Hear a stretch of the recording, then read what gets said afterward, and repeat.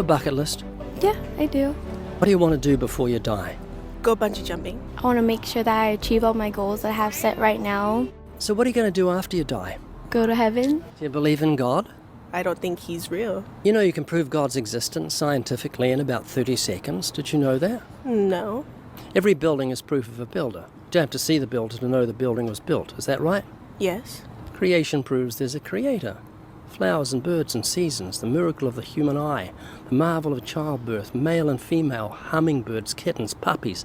All these things show you the genius of God's creative hand. Does that make sense? Yes, but I believe in evolution. Yeah, but evolution doesn't tell you how things began. It's just the supposed process of things changing. But it doesn't tell you what was in the beginning. So obviously, there's a creator because of creation. Does that make sense? Does? So now you believe in God's existence. Am I right? No.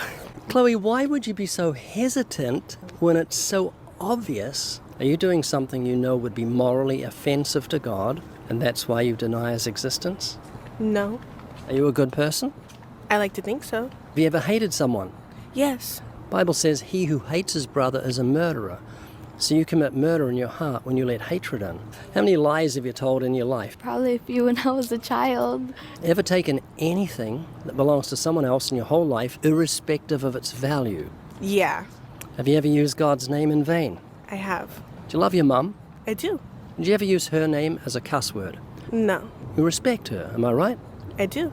But you don't respect the God that gave you a mother. You've taken his holy name and used it as a cuss word to express disgust.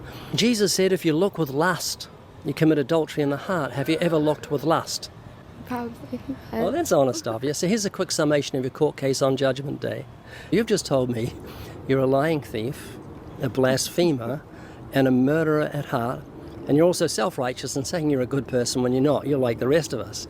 And self-righteousness is a sin. If God judges you by the 10 commandments on Judgment Day, we've looked at 4, you're going to be innocent or guilty.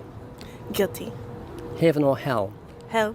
You ever heard the Bible verse, the wages of sin is death? It's very famous. Heard that? Yes. And saying that God is paying you in death for your sins. Like a judge who looks at a criminal who's committed serious crimes like murder, but he keeps saying, I'm a good person. The judge says, I'm going to show you how serious your crime is. I'm giving you the death sentence. This is your wages. This is what you've earned. In destiny, sin is so serious to a holy God, it's not to us, that he's given you the death sentence. You're on death row. You're waiting to die. And your death will be evidence to you that God is deadly serious about sin. Can you hear what I'm saying? Yes. That's going to be proof, your death. The wages of sin is death. The soul that sins, it shall die. Do you know what God did for guilty sinners like you and me so we wouldn't have to go to hell?